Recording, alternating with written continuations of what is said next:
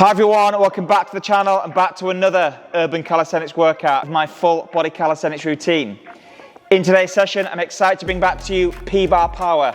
The P-Bars, as you probably know, are one of my favourite calisthenics tools, and you'll be doing 5 exercises for 30 seconds of work, 10 seconds of rest for a total of 6 rounds. That's 20 minutes in total. This is an intense workout, I'm not gonna lie. As always, practice those instructionals before getting stuck in, alongside a thorough warm-up, and I will leave a link in the description below for a warm-up that I feel is suitable for this routine, but by all means, do one of your own.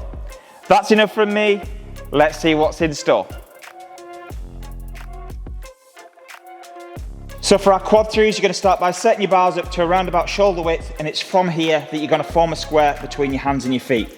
Just make sure that your hands are central to the bars, the head is slightly forward to the bars, and the shoulders and the hips remain on the same path.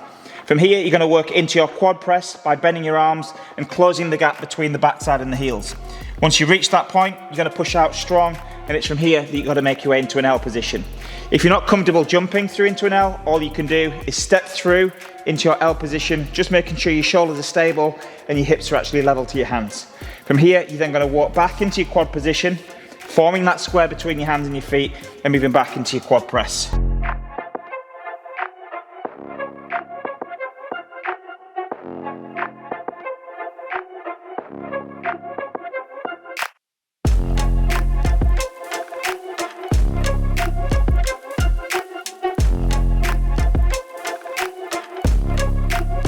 If you want the extra challenge, what you will do, instead of walking through, you're going to jump through to the position, just making sure that you don't take the hips too far in front of the hands and keeping them pretty much level to the arms.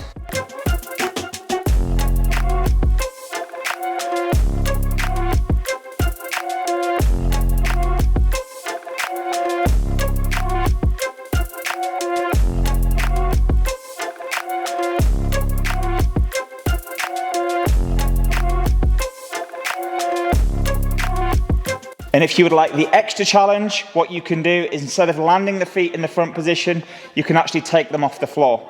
Now, it's really important that you get your hip placement bang on for this so that we don't carry too much weight into the legs.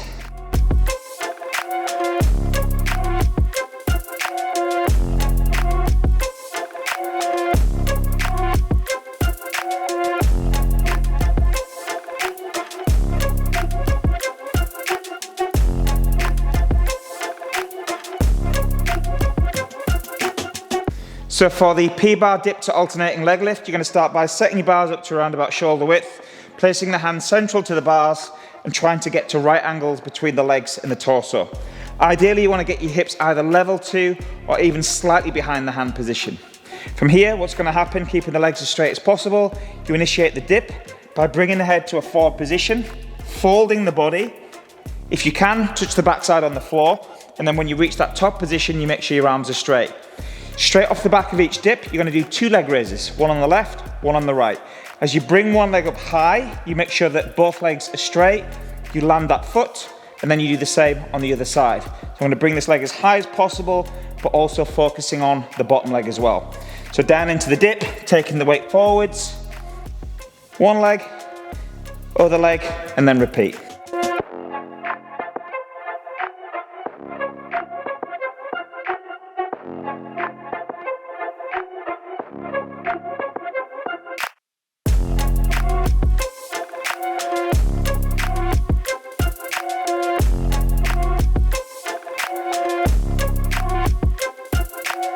So for the P-Bar bear squat lunge, you're going to start by setting your bars up to around about shoulder width, and you're going to bring your hands central to the bars. Once in position, you're going to move into a support position, making sure the shoulders are sat slightly in front of the wrists, making sure your shoulders are stable, your abs are pulled in, and your pelvis is tucked under. From here, you're going to start by moving into your bear squat by pushing through your shoulders and trying to close the gap between the backside and the heels. Once you've reached this point, you're going to drive through your legs, and at the same time, step 1 foot forwards. Wherever that foot is, if you struggle with your flexibility, you might find you step a little bit shorter. But for the purpose of this demonstration, I'm going to land the foot just in front of the bars. Once in position, I'm going to start driving the hip down on the back leg, rolling the shoulders back and taking the eyes forwards. Once I feel that stretch, just for a moment, I'm going to move back into the bear squat. and step on the opposite side as I transition forward. So really driving the hip down, shoulders come back for a moment, and then back into your bear squat, and then do the same on the opposite side.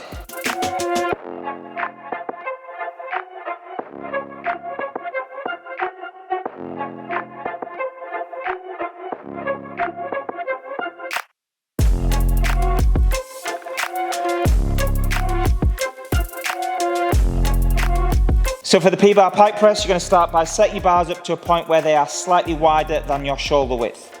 Once in position, you're going to start by placing your hands central to the bars and getting your legs into a straight position, getting your feet as near to the bars as you possibly can. And by lifting the heels as high as possible, all this is going to do is send more weight into the shoulders. So I want you to really think about pressing the balls of the toes into the floor to get the heels as high as possible. If you can't get your legs straight, then all you're going to do is take your feet back to the point where you can. Once in this position, the intention is to bring the head or the crown of the head as near to the floor as you possibly can.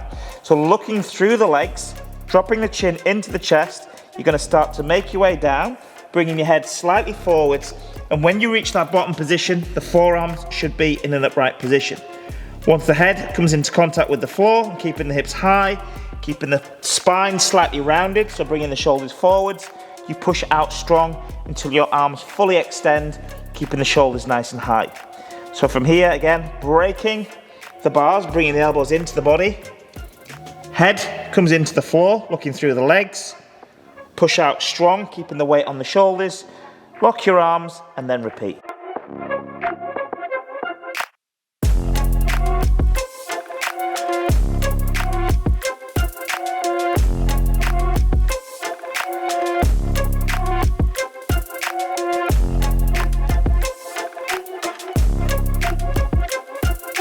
It's really important that when we press out of the pike press, that we do not arch the back.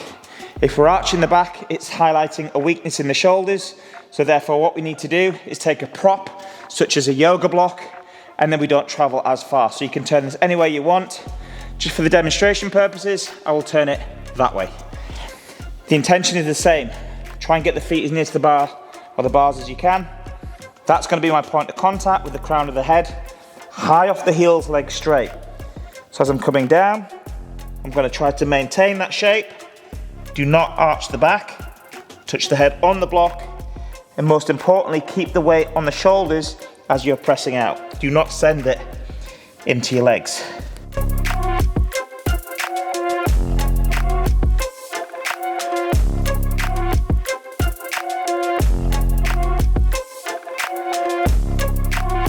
So for the P-Bar up and over, you're going to start by moving into a seated L position, making sure your legs are as straight as possible. And the intention will be to place one hand either side of the legs, making sure we get the palms fixed to the floor. If this is too challenging on the flexibility, what you can do is slide the hands back until you can fix your palms down. And failing that, you can just move into a fingertip support. From here, the intention will be to slide the feet in towards the body, bringing the knees to the chest and taking the feet off the floor. And then we're going to extend the legs until the feet clear the bar. You move back into your tuck position, placing your feet back in contact with the floor. So again, slide the knees into the body, feet off the floor, extend the legs, trying to keep upright position with the torso, back into the tuck, and then back into the L. If you want to make this a little bit more challenging, all you do is you keep your feet off the floor for the entirety of the drill. So you bring your knees in, extend your legs out, back into the tuck, back into the L, avoid contact, and then repeat.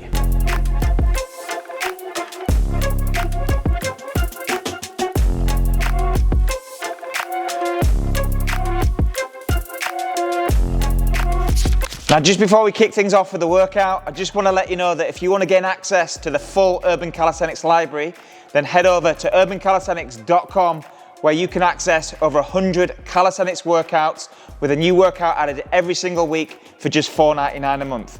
You can also take advantage of a 7-day free trial with no commitments and no payments up front. Now let's get into the workout.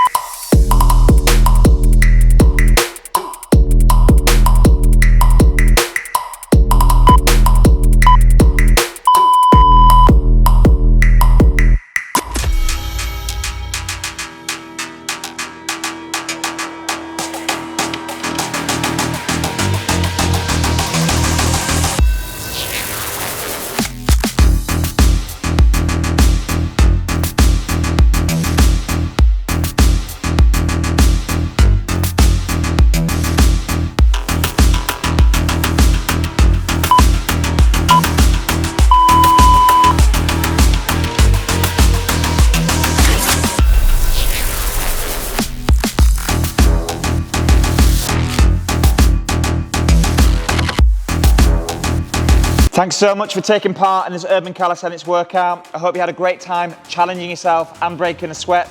If you did find this workout useful and beneficial, please give me a like and most importantly, subscribe to the channel. If you do want to gain access to the full Urban Calisthenics library, please visit urbancalisthenics.com where you can gain access to over 100 workouts with a new workout added every single week for just $4.99 a month. Keep up the great work, stay motivated, and I'll see you on the next workout.